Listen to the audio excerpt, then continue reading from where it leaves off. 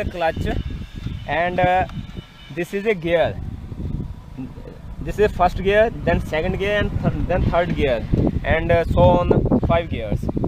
First of all, you will have to start your bike.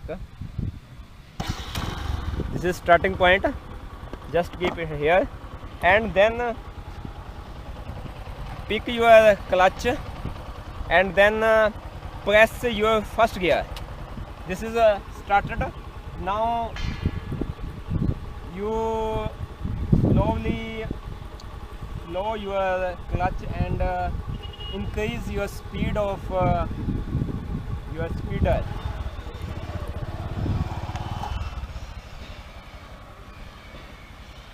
Now when your bike speed will increase, you have to again press your gear in the both side, and then slowly open your clutch, not fastly but slowly open.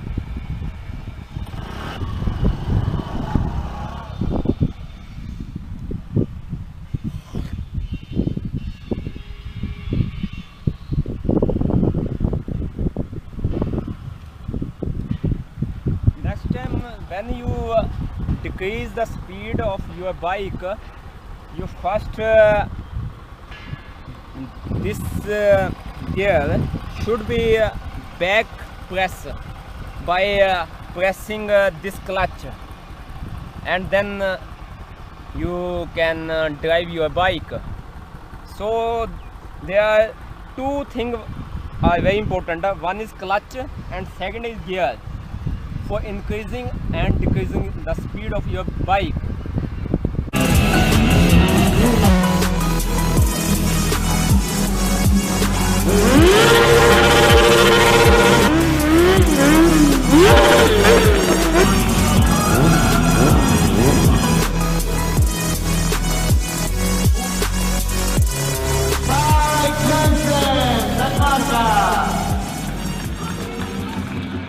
You're looking at a Suzuki SV1000S, and we're going to be showing you different components of the motorcycle.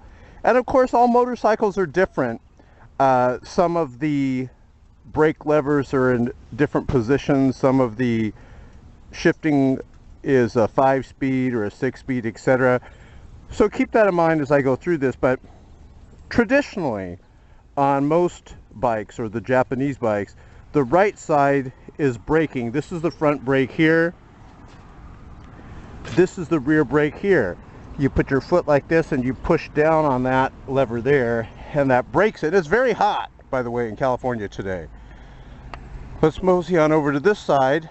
Typically on motorcycles, the left side is shifting. This is the clutch. You know how in a car you put your left foot in and then you shift with your right hand, right? Well, here, this is like if you put your left foot in, you pull the clutch in, and then here's the shift lever. And let me do some explaining on this. And by the way, I have a little grip here. You get these little shift socks for it, so it grips better. But you're basically, your foot goes underneath this lever right here when you're going to start shifting up. So let's say I'm at a traffic light, and I'll show you how I do it.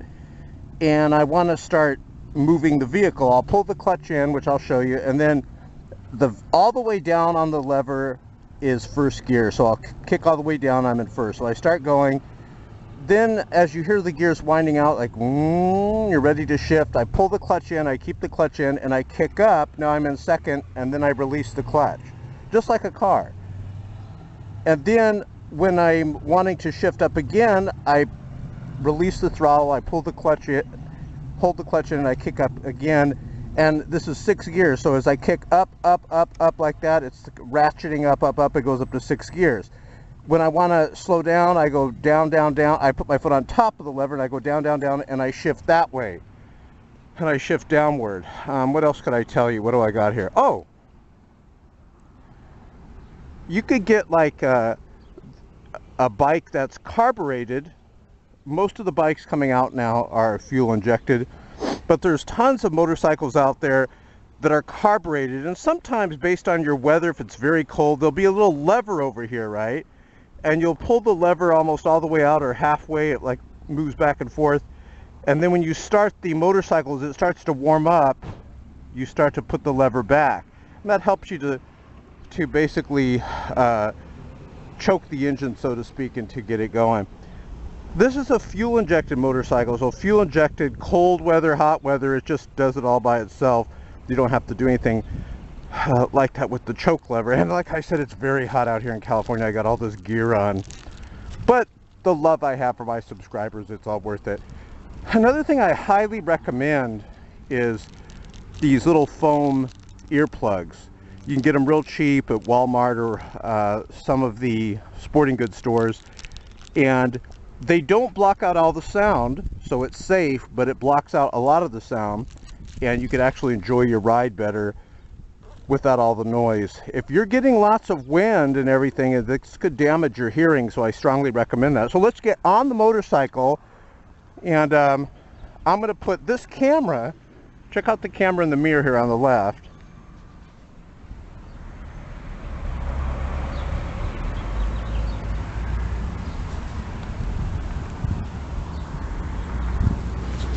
I'm going to put this camera in this helmet.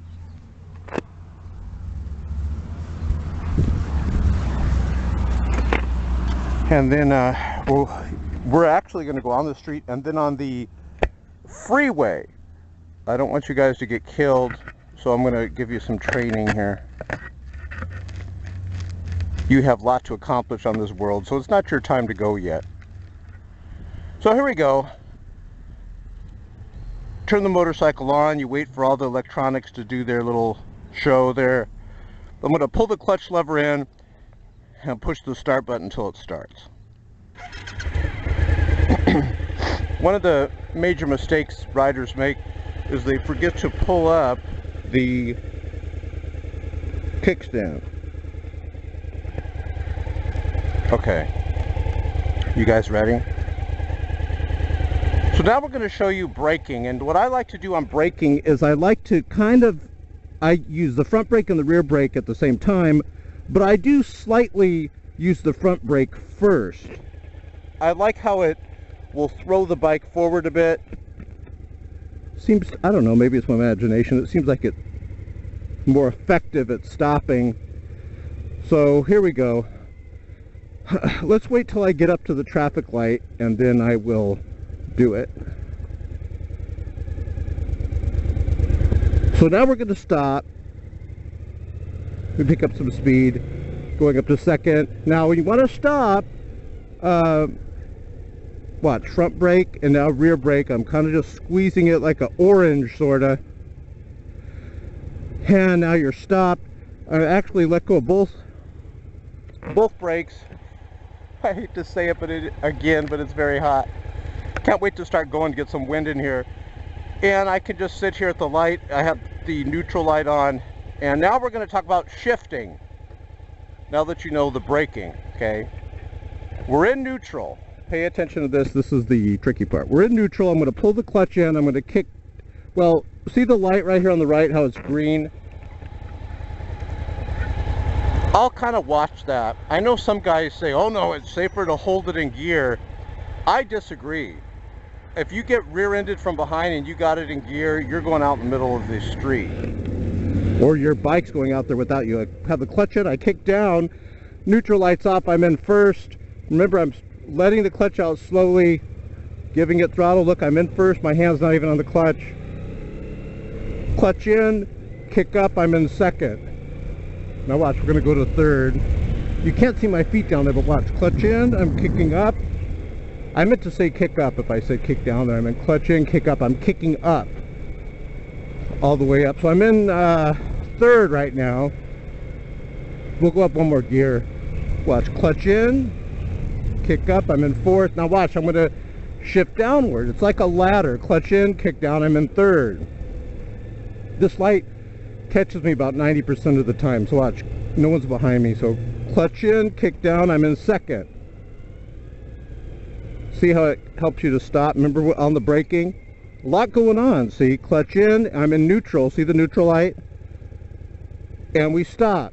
Now, when you first do it, it does take a lot to, no one's behind me so I can show you this. It does take a lot to get coordinated. Clutch in, kick down, I'm in first, slowly give it throttle while slowly letting off the clutch, exactly like a stick shift car. All right, this is where most of you new motorcycle riders end up in a body bag. The freeways here. So here we go. Higher fatality risk on the freeway, but less chance of getting in an accident. Did you know that? There's less chance of crashing on the freeway, but if you do, the higher fatality rate. So I'm in first. With freeways, clutch in, kick up second. With freeways, speed is life. You don't want to be moping along, so let's pick up, clutch in, kick up third. I like to be going slightly faster than everyone else. We're in third, see how it gets a little bit more. Clutch in, kick up fourth. Yeah, everything that you're usually doing on the street is accelerated. Your thinking has to be accelerated. We're still in what gear? Fourth, right? Clutch in, kick up fifth. I have 6 gears here, so watch.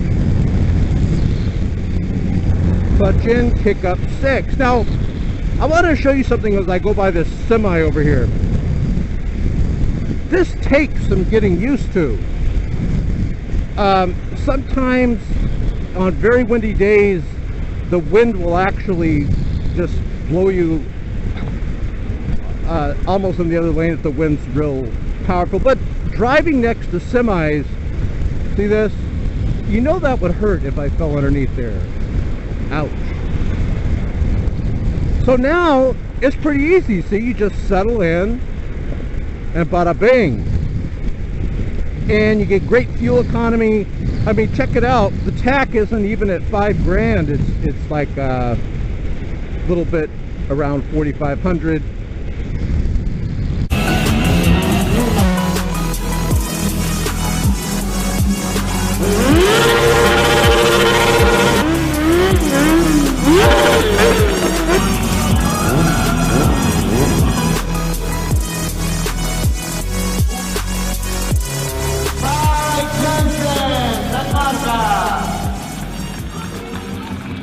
Congrats! What's next?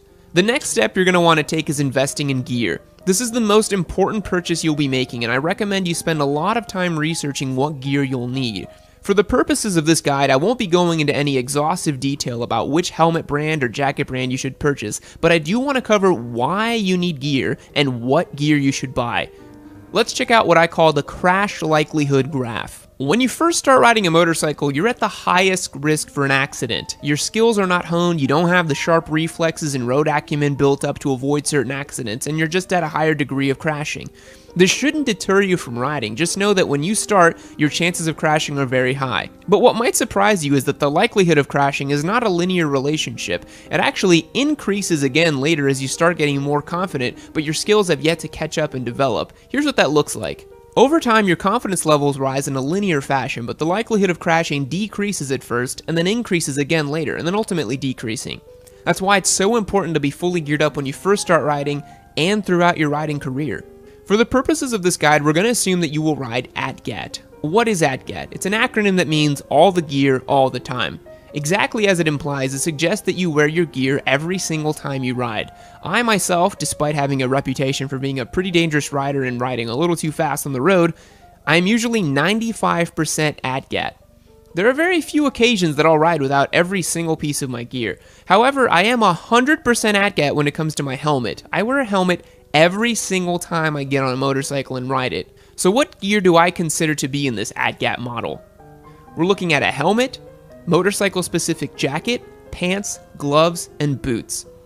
Now, why do I stress motorcycle-specific? Well, some people are under the impression that it's alright to wear desert boots as motorcycle boots or Levi's jeans as motorcycle pants. But these are items of fashion, and they were never intended to protect you in case of a wreck. Denim basically becomes tissue paper when confronted with asphalt at over 45 miles an hour. And I've personally seen what happens when you wear sneakers instead of proper boots in a wreck. You need to purchase proper motorcycle-specific gear. Another thing to consider is climate. Lots of guys want to get that really awesome leather jacket and start riding, but if you live in a climate like I do, I live in North Texas, textile jackets will be your best friend. They'll provide a slightly lower level of abrasion protection as opposed to leather. However, having crashed in an armored textile jacket, they hold up surprisingly well. Heat is going to be one of the biggest factors when it comes to riding. You'd be amazed how quickly things start boiling when you're wearing a shirt, jacket, helmet, gloves, pants, and boots. You're going to want the textile, trust me. I highly recommend you go visit your local shop to touch and feel the gear you want to buy. You can always go to Revzilla and see what gear you want later, but it's good to go to the shop and see the gear in person. Another reason to go to your local shop is to get properly fitted for your helmet, which is the most important thing you can do other than buying it. Proper helmet fit will not only make your life a lot more comfortable, it's way more safe too. A loose helmet's a compromised helmet and may not protect you adequately in the event of a collision. So go to a real shop, get fitted up, and then look around. So what should you expect to spend? Well, here's a quick breakdown of average pricing for the 5 essential items I recommended. For helmet, it'll be about $250, gloves about $100, jacket $300, pants $150, and then boots $120. Total cost should be about $920 before tax, and you're looking at about $1,000 after tax. And while that might sound like a lot of money, you gotta remember, we're talking about items of safety that's gonna help protect your life in case of an accident, and it's gonna serve you well for many riding seasons if you treat them properly. The bike. The moment you've waited for.